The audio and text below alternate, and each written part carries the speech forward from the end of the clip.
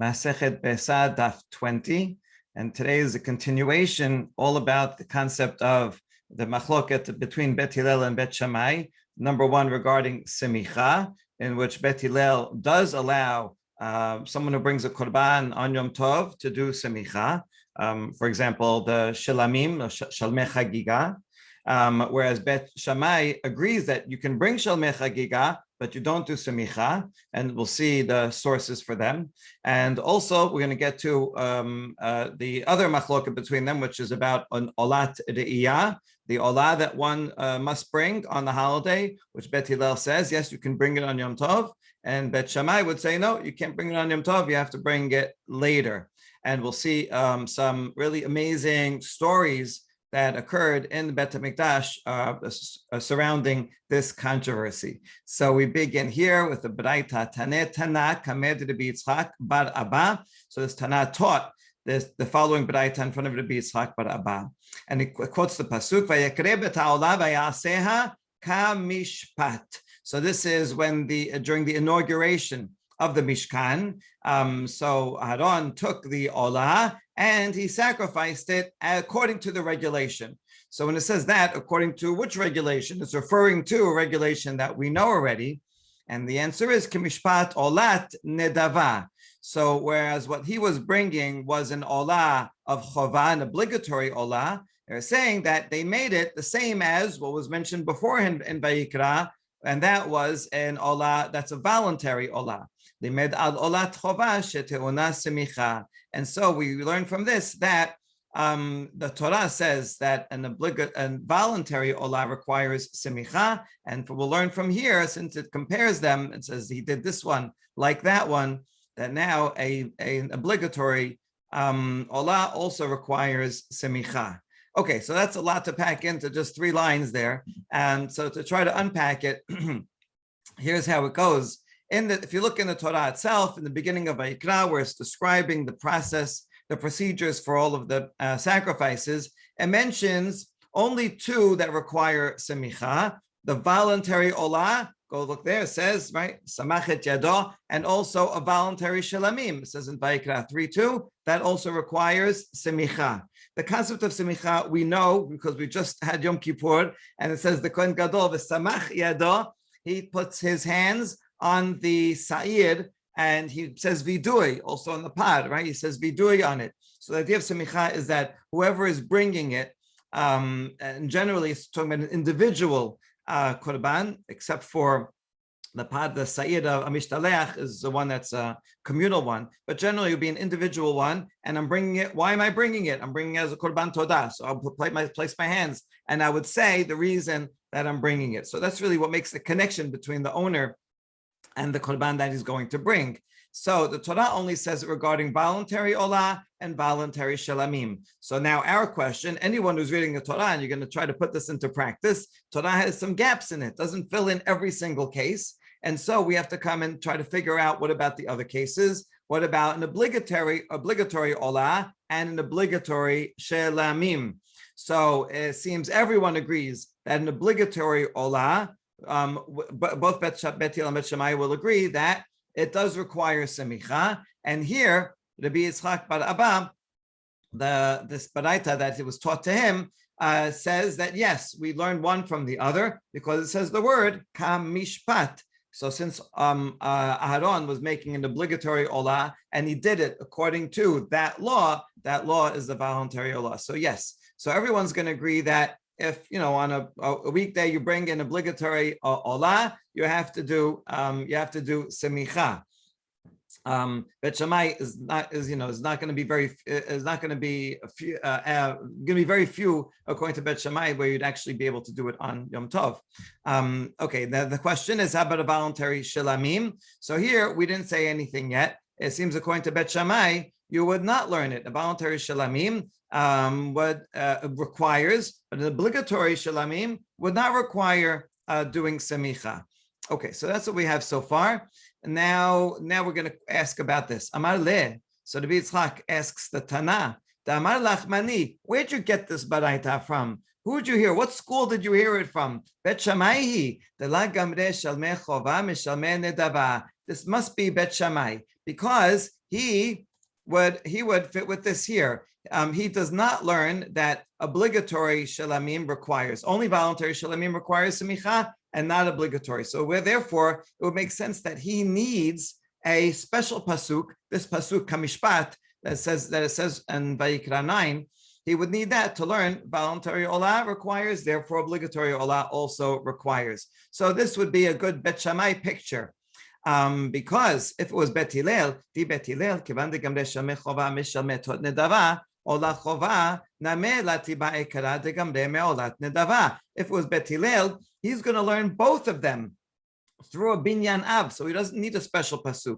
So since he's learning that a shalmei chova from shalmei nedava, so too he can learn olat chova also from so too olat chova. He would not require a pasuk. He can learn it from olat nedava. In other words, this second paragraph, Bet Hillel, option 1. We're about to introduce another one. Bet Hillel would say, I don't need a special pasuk that says kמשפט, because since he already has that voluntary shelamim, it indicates that also obligatory shelamim will learn one from the other through a binyan av. Binyan av says it's a similar case. The Torah doesn't have to mention every single time that it has to do it. This is a shelamim, that's a shelamim. So it's the same thing. You only mention semicha here. We could learn it here through binyan av. And so too, once he's doing that same methodology, apply it to Olah also. Torah only says voluntary Olah. We'll apply it ourselves to an obligatory Olah. So since he has binyan av and he applies it across the board, he would not need a special pasuk kמשפט. Whereas Bet Shamai would require a special pasuk, because he does not use a binyan av for shelamim. Once you don't use a binyan av for shelamim, he's not going to use a binyan av for Olah also. He's against using the binyan av in this case. We'll see why. So therefore, he would be the only one that would require an explicit pasuk to learn the Olah, obligatory Olah from a voluntary Olah. So that is his challenge. That's would be Yitzchak's challenge to the reciter of the Baraita. And it is a challenge because, you don't want to teach a Baraita that's only Bet Shamai. So here we're going to try to answer it. Wait, now you just assumed that according to Bet Hillel, we learned the obligatory shelamim from the voluntary shelamim, but maybe not. There's another way to go. Maybe he learned it here, like option 2, which is that we first have a voluntary Olah that the Torah says requires semicha. We're going to learn from the special pasuk of kמשפט in Vayikra 9 that also an obligatory Olah. Once we have that, then we make the comparison between two obligatory korbanot. The obligatory Olah requires semicha, and therefore also obligatory shelamim requires semicha. So maybe we're going this way, and we're not learning from the voluntary shelamim. That's a separate one on the side. And so therefore, even according to Bet Hillel, maybe he's not using a binyan av at all. And that is why he does require this pasuk from kמשפט. And by saying it this way, now this baraita that was taught to the Yishak can be according to Bet Hillel also. So, right, you just draw the arrows a slightly different way, and then we can explain it. Okay, good. So now that we have that, now just a question about why would you not make a binyan av? Both Bet Shamai before and now Bet Hillel also, who doesn't require binyan av.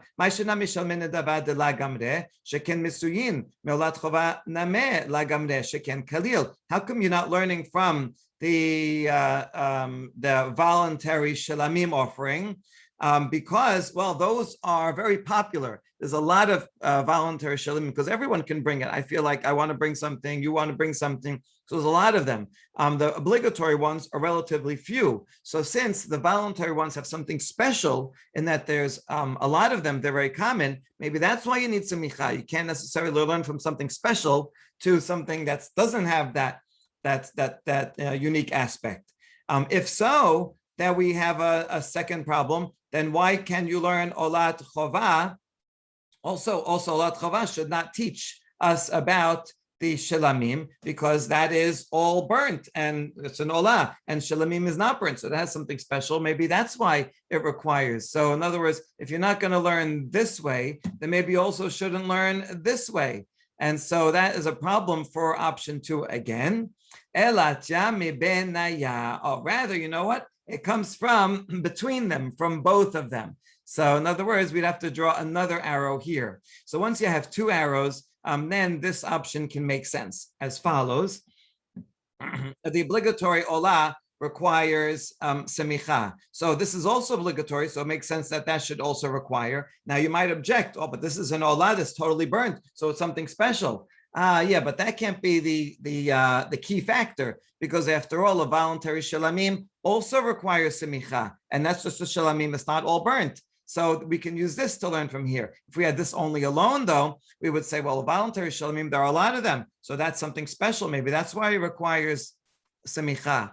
But no, that cannot be the key factor, because obligatory Olah is not as common, and yet that requires semicha. So since these two, basically the common denominator cancel each other out, the unique aspects cancel each other out, and the common denominator between them is also something that's common to the obligatory shelamim, and that's how we learn from both of them. So option 2 is upheld, and therefore this baraita that we started off with can be both Bet Shamai and also Beth Hillel, so everybody wins. Okay, now v'sabre Bet Shamai shalmei chova lo ba'u semicha. Now, is this true that according to Bet Shamai, obligatory shelamim does not require semicha? Right, this is the one that is here, the empty space. According to Bet Shamai, voluntary shelamim requires, Torah says so, but obligatory ones do not require. Is that true?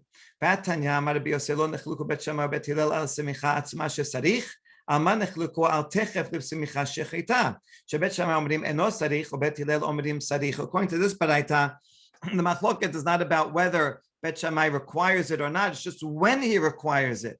And according to this, so they didn't argue on whether you need it or not. The only question is, does semicha have to be right before shechita? So Bet Shamai says it doesn't have to be. You could do the semicha the day before, which would be, in the case of Yom Tov, before Yom Tov, and then you would bring it on Yom Tov. And that will be fine. And that's in fact what he says in our Mishnah regarding the Shalmei Chagiga. But Beth Hillel says, no, you have to do it right before. Like, when you say a beracha, you're supposed to say beracha, then eat it right away to show that, what you just said relates to the thing that you're about to do and not be distracted in between. So to here, you put do semicha, this is what my animal's for, and then you do the shechita right away. And so that is a machloket, not that he doesn't need it at all. And this whole, so far beforehand, we were assuming that Bet Shamai does not require semicha at all for an obligatory shelamim. So what about that whole discussion before and that baraita that we quoted above? Who the Amar ki haytana the Tanya Amar Rabbi Yosef Rabbi Yehuda lo nechluku Bet Shamai Bet Hillel techet semicha shechita shesarich al ma nechluku al semicha atzma shebet Shamai omrim eno sarich uBet Hillel omrim sarich. So no, he can, that baraita before can follow the following baraita that is authored by Rabbi Yosef. Rabbi Yehuda, the first one was just Rabbi Yosef. This is different, Rabbi Yosef Rabbi Yehuda, and he says the opposite. They did not argue regarding that the timing, that if you have to do semicha, any case you have to do semicha, it has to be right before shechita, and Bet Shamai would agree with that. What do they argue about? About whether you need semicha at all in certain cases. Like in the case of an obligatory shelamim, Bet Shamai says you don't need it at all, and Bet Hillel says you do need it. And so you see there's a fundamental machloket between these two, but Rabbi Yosef says on whether Bet Shamai doesn't require it at all, or requires it but allows it to be the day before. All right, and now we get to two really important stories. Tenoda Banan, Maaseh Hillel Hazaken. So Hillel Hazaken, now we're going back to the times of the Bet HaMikdash, first century BCE. Shehevi olato la'azara lismoch aleha b'yom tov. He himself brought a korban to the azara, and it's Olah, right? So this is Olah to the Iyah, and he's going to do semicha. There's a Tosefta version of this that says v'samach, and he actually did semicha.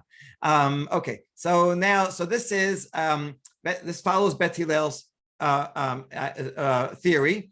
Opinion, and this is Hillel himself doing it, and Bet Shamai are going to disagree with him on 2 points. Number one, that it's an Olah, and they say you can't bring an Olah, Olah to the Iyah on Yom Tov, and they also say you can't do semicha on Yom Tov.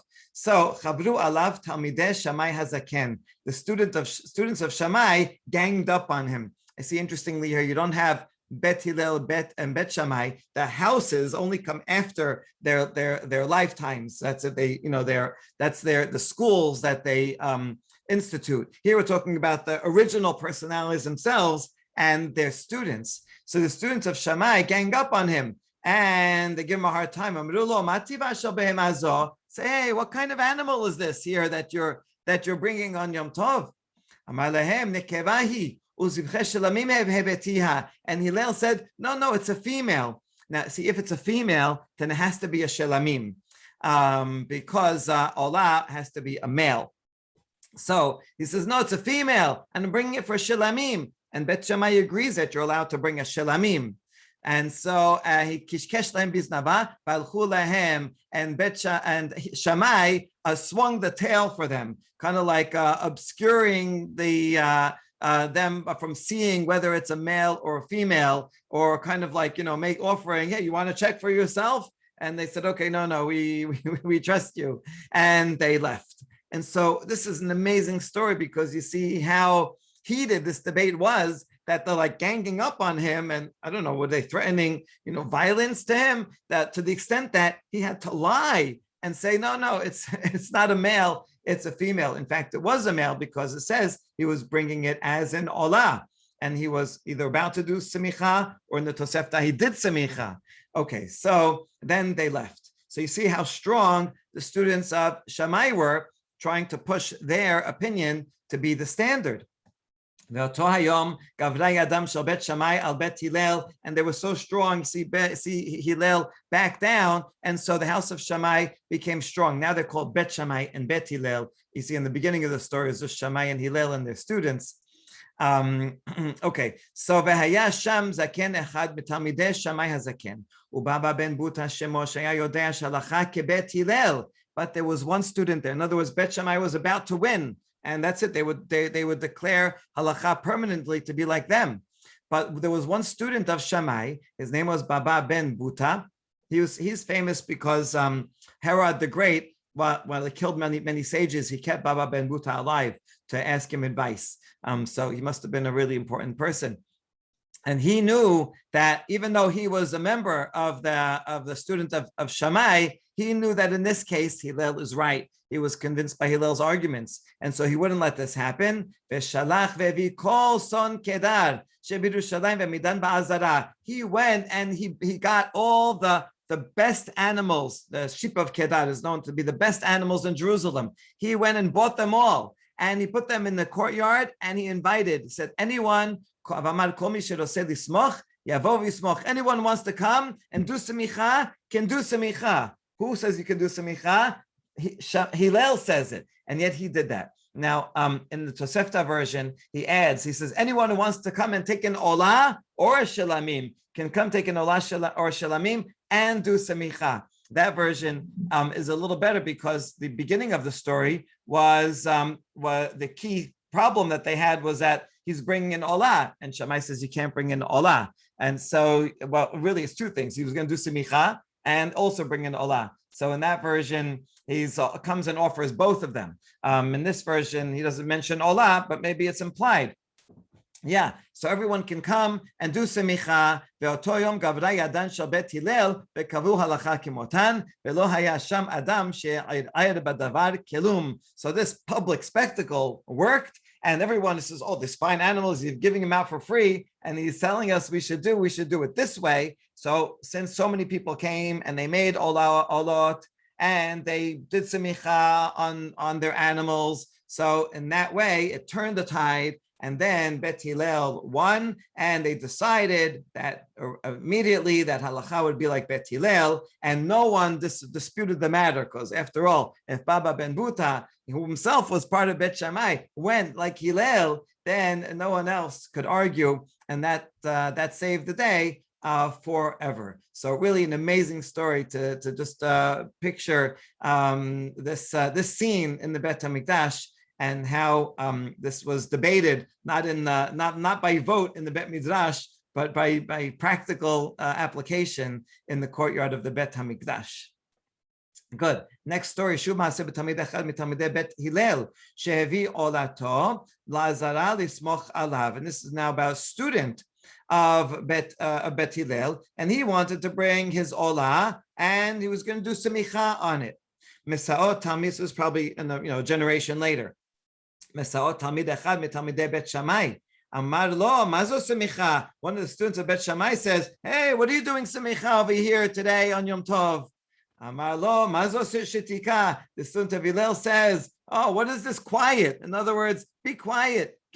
Mind your own business." Shitako bin zifa vehalach lo. So the student of Hillel shut him up with a rebuke, and the student of Shamai left him alone. So you see that even after the first story, in which it says, and no one disagreed. Well, no one disagreed right then, but the house of Shamai was still, had rumblings and holding on to their opinion. And so every once in a while, somebody would speak up about it, and so you had this little scuffle, even a generation later.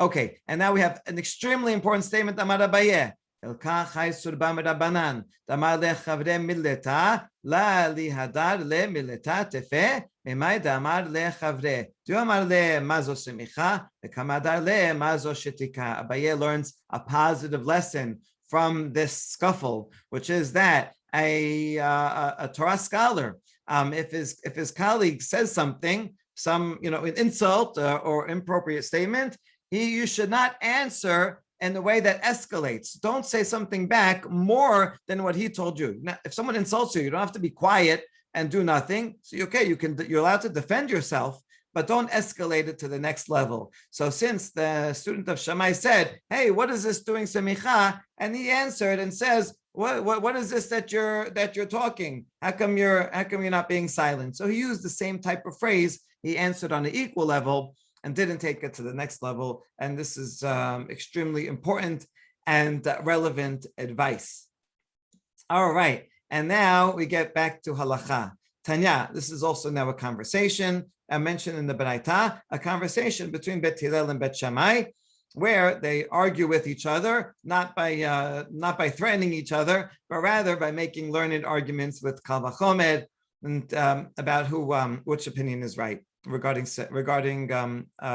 bringing these animals on Yom Tov. Amru lahem Bet Hillel leBet Shamai. Uma b'makom she'asu lehejot u'tala gavoa. So he says in the place where hejot means a common person, meaning and here it simply means in your own house, everybody, as opposed to the Bet HaMikdash.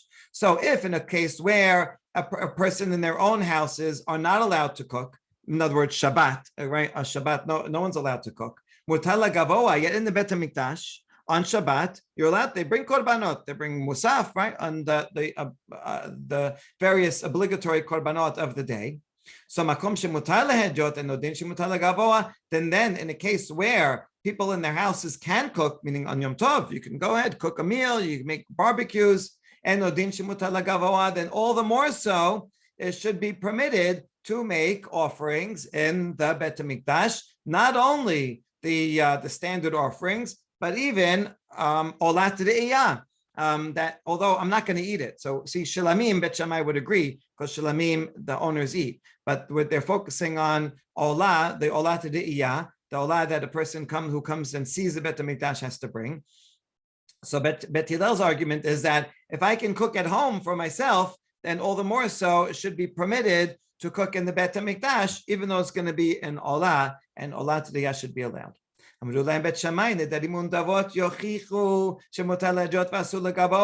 Shamai says, no, I'll bring a counter argument to you, because you agree with me that voluntary offerings are not brought on Yom Tov.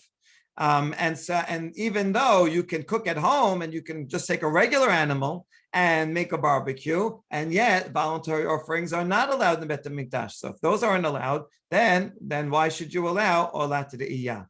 All right, this is a good point. Okay,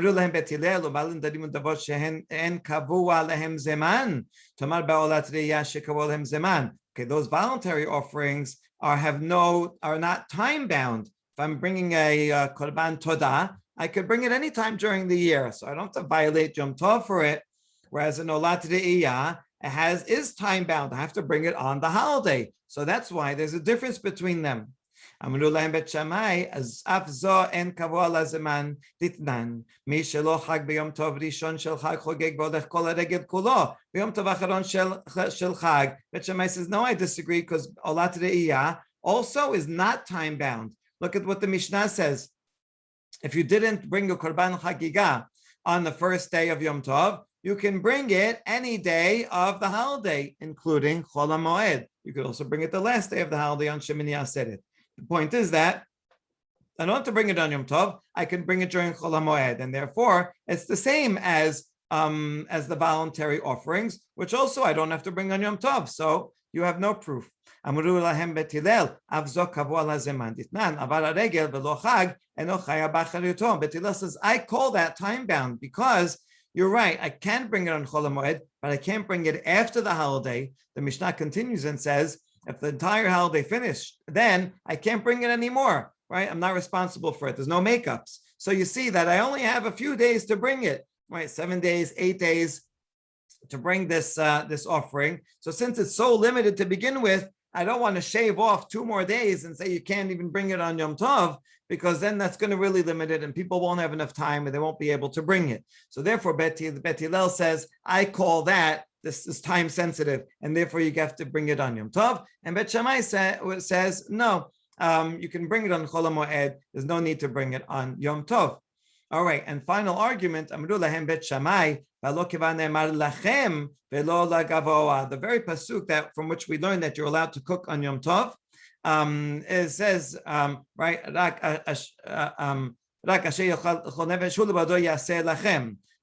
right, only you're not allowed to do melacha on Yom Tov, except that which you're allowed to eat, so that you can do lachem for yourselves. So you see that the very pasuk from which we learn,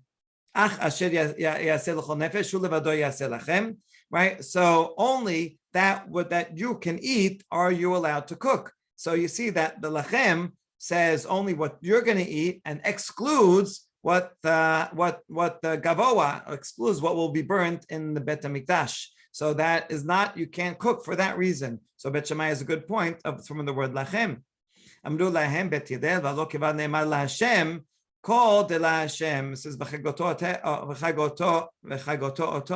chag laHashem. V'chagotem oto chag laHashem. So it says laHashem, and on yesterday's daf we learned from here that we learned from the word laHashem that not only can you bring chagiga, you can also bring the Olah Tereiyah that goes up to heaven. So Beth Hillel says, you brought a pasuk, I have a pasuk also. It says laHashem. Well, so Bet Shammai could say, well, what do you do with the word lachem then? Because lachem means only that which you can eat, and not what, not the bet, to exclude the Bet HaMikdash. And Bet Hillel would say, no, the lachem is not excluding Bet HaMikdash. Bet HaMikdash also you can cook for. Lachem velo legoyim, lachem velo lichlavim. So the word lachem is to exclude non-Jews and also dogs. Okay, this is, if you read this out of context, it could seem very derogatory. But they don't mean to be derogatory. The point is that the only reason you're allowed to cook on Yom Tov is to increase the celebration of Yom Tov. But that only applies to people who are in fact celebrating Yom Tov. So since you're celebrating, so Jews who are celebrating, they can cook on Yom Tov for the benefit of their celebration of Yom Tov. Non-Jews who are not celebrating the holiday, a Jew cannot violate the holiday on behalf of a non-Jew who's not celebrating the holiday. And the same thing it would go for his pets, for his dog. You can't cook on Yom Tov. You cook for yourself. You can't cook for a dog because the dog's also not celebrating the holiday. This is a practical halacha because according to this, it would be a problem to invite a non-Jew over for a meal on Yom Tov, because then you're going to be cooking for them. On Shabbat, it's okay. You can invite a non-Jew to join you for a Shabbat meal, because on Shabbat, you're not cooking at all, not for yourself and not for the non-Jew, so it's fine. So the only way it would be allowed, like if a non-Jew popped in and you didn't know he was going to come, and so then that means you didn't cook for him and you just happened to come, and well, if you have enough food for everyone, then that would be okay. But if you know that he's coming, and then that means you have in mind when you're cooking, that could in fact be a problem. Also, if someone has a pet and if they would cook extra to give something to the pet, that would be a problem on Yom Tov as well. Okay, but this is how Beth Hillel deals with that. Lachem refers to those two categories and does not exclude Gavoa, and that's why he says you're allowed to bring Olah to the Iyah on the holiday. All right, so that's a fascinating discussion, and you see their proofs and disproofs. They're really good points both ways. Abba Shaul had a similar argument, just the beginning part of it, but with slightly different words. במקום שקירתך סתומה, קירת רבך פתוחה, במקום שקירתך פתוחה, אין עוד דין שקירת רבך פתוחה. It says in a more dramatic way. In the case where your oven is closed, meaning on Shabbat, your oven is shut, and yet the oven of your master is open, meaning God's oven, meaning that the Bet HaMikdash, the altar is going. So even if when yours is closed and in the Bet HaMikdash is open, then b'makom shekiratcha petucha, and odin shekirat rabbecha petucha, then in the case where your oven is open on Yom Tov, you're cooking for yourself, all the more so, it should be allowed to open the ovens in the Bet HaMikdash and be allowed to bring lots of types of korbanot, including Olah Iyah and maybe other things too. And so this is what Beth Hillel says to Beth Shamai, and adds Bechen Badin shelo yesh shulchancha maleh v'shulchan rabbecha lekan. And furthermore, it's not appropriate, it's not correct that your table should be full, because in our tables on Yom Tov, we're making barbecues and cooking and having a full table, and yet in the Bet HaMikdash, they're only bringing the bare minimum things of obligatory offerings, and that's it. And so the Bet HaMikdash is very empty. That's not appropriate. That's not nice. So you see, according to this version, it uses a lot more flowery imagery, right? And this kind of is more convincing because you see, you compare the two tables like this and the closed oven. Now, what's the difference besides it being more dramatic? There's a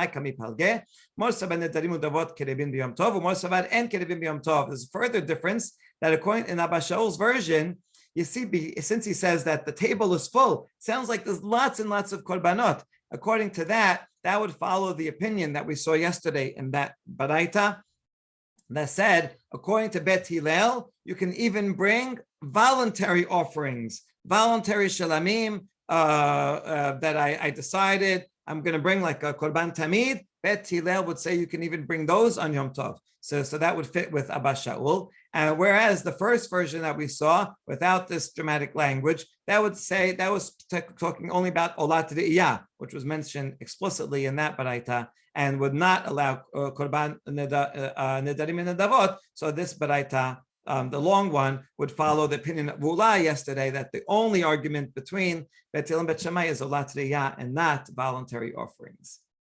Okay, and we're going to end off with a few points about these two opinions. According to the version that says that we do not bring voluntary offerings on Yom Tov, not even Beth Hillel says you don't do it. This would be Ulah's opinion from yesterday. Don't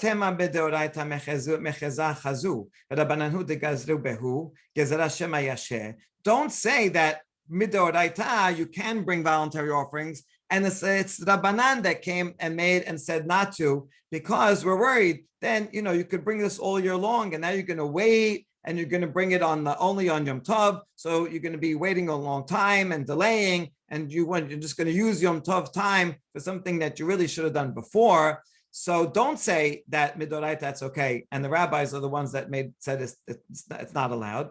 Even according to the Torah, you're not allowed to bring voluntary offerings. And how does he know that? How does Rav Huna know that? On Shavuot, we bring the 2 loaves of bread. And if Shavuot would fall out on Shabbat, although you offer them, wave them on the holiday, but you don't bake them on Shabbat on that day. Nevertheless,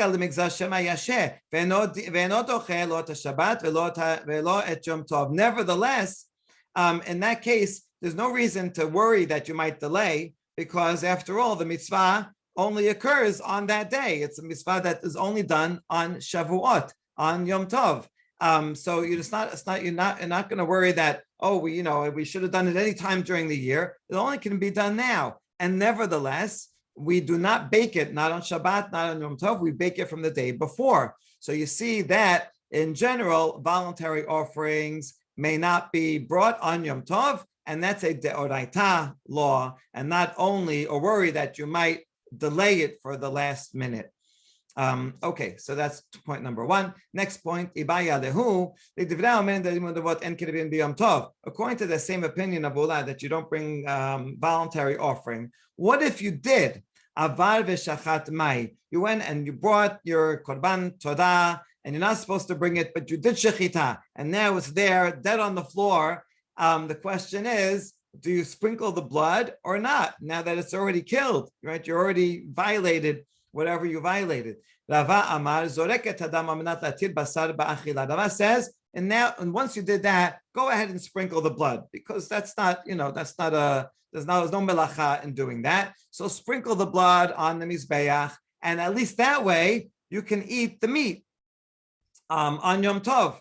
And so, because it's a shelamim, so then now you can eat the meat. See, with any korban, you're not allowed to eat the meat until you sprinkle the blood. So better to sprinkle the blood and it'll be allowed to eat the meat. At least now you justify the shechita somewhat. Whereas if you don't eat it at all, then it's all going to go to waste. You did shechita not for the purpose of eating. So that makes sense. Bas is a different thing. You should sprinkle the blood now so that at night we can take the pieces of the korban that go on the mizbeach so that we can put them on a night, because those also, they can't be burnt on the mizbeach unless you sprinkled the blood. So he's more concerned about finishing up the required parts that go on the mizbeach. Okay, so these are two opinions. What would be a practical difference between them? Difference would be, let's say the edible parts of the meat, let's say they became tameh, and now no one can eat them because basar kodeshim is tameh, you're not allowed to eat. Or let's say they got lost, right? They're gone. I don't know, a bird came and took them away. So now if there's nothing else to eat, then l'rava, lazarik, according to Rava, there's no point in sprinkling the blood because it's not going to allow you to eat anyway. According to the second opinion, that it's for the sake of the nighttime when Yom Tov is over, that you can put the parts on the mizbeach. So it doesn't matter if the edible parts are gone or tameh, because you could still put the sacrificial parts on the mizbeach, and so that then you would still sprinkle the blood. And last question, metiveh. Back to Shavuot. Along with the 2 loaves on Shavuot, we also bring two lambs as shelamim to accompany them. So what if you did shechita on them, but you had the wrong intention? You had in mind that there would be an Olah or something else, or shechatan ben lifnei zmanan ben lachar zmanan, or you did it at the wrong time, either too early or too late. In that case, and you're doing it on Yom Tov, so this will be a similar thing, like you're allowed to do this on Yom Tov because it's necessary, but now you had the wrong intention. Whenever you have a wrong intention like this, the animal itself is valid, it's a valid sacrifice, but it just doesn't fulfill that obligation. So it doesn't fulfill the obligation of kivsei aseret, but the animal itself is a kosher sacrifice. So this is similar to the case before. So in that case, you do sprinkle the blood, and you eat the meat. Okay, good. Shabbat lo yizuk. If it's Shabbat, however, no, then we do not allow him to do zirika. V'im zarak hursa almanat laktir emurin la'erev. If you did sacrifice it on Shabbat, even though you're not supposed to, then you could go ahead and offer the sacrificial parts at night. So you see here it says im zarak diavad in the chatechila la. Only if you did it is okay, but otherwise not. So in other words, you should not do it on Shabbat. The chatechila. Bishlama l'Rava. We understand this makes sense according to Rava, because according to Rava, you would only sprinkle it in order to eat it. but on Shabbat, you're not allowed to eat it. You can't cook anything on Shabbat, not even to eat yourself. So it makes sense why Rabba would say, no good, don't sprinkle it on Shabbat. El Rabba bar Ravuna kashya. But this question of Rabba bar Ravuna, according to him, the reason to sprinkle it would be so that after Shabbat, you could put the sacrificial parts on the Mizbeach. And that you would be able to do on Shabbat. So, and that doesn't violate Shabbat because you're doing it after Shabbat. So what would be the problem? Why would you not be able to sprinkle it on Shabbat? Kashyan, we end to say it's a good question, a good challenge to Rabba bar Ravuna. But then we say, or if you want to try to help him out, we can say Shaneh Shivut Shabbat Mishivut Yom Tov. Maybe the decree against doing this kind of work on Shabbat is different from Yom Tov. So he would say, Rabba bar Ravuna would say, on Yom Tov we're more lenient, and so therefore you can sprinkle it on Yom Tov so that you can offer it on afterwards. Whereas this low-level rabbinic, it's not Doraita, sprinkling the blood anyway, but on Shabbat, nevertheless, we're going to be more machmir about it. And so he would say, no, don't sprinkle it, even though it will help to bring the sacrificial parts after Shabbat. Nevertheless, Shabbat, we're going to be more stringent, and so he can be reconciled with this as well. So this is curious to have a kashya, and then the be'etema. Maybe originally it was just kashya, period. And then someone else later said, no, let me help him out. And so added on, or if you want to say, we can also add an answer for him. And so in the end, we're able to reconcile it with everyone. And it's always good to have we saw a number of examples of being able to reconcile sources according to everyone. And this is works well in the spirit of peace that Beth Hillel taught, and not the spirit of confrontation that those students of Hillel are brought. But really emerges the hero of the day is Baba ben Buta, who went out of his way against his own political party to support Beth Hillel, and thereby made peace and established halacha like him. Baruch Adonai l'olam, amen v'amen.